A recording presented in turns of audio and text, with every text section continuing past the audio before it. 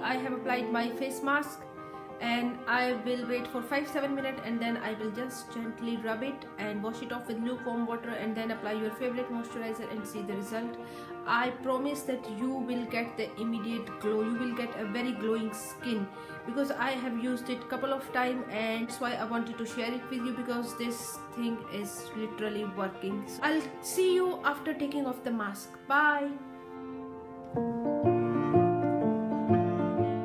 I have taken off my mask and my skin look clear and brighter, and my skin feels so soft, feels hydrated, it looks hydrated, supple, it doesn't look dry, no flaky skin. So this was all about this today's mask. Thank you for watching. See you next time. Bye.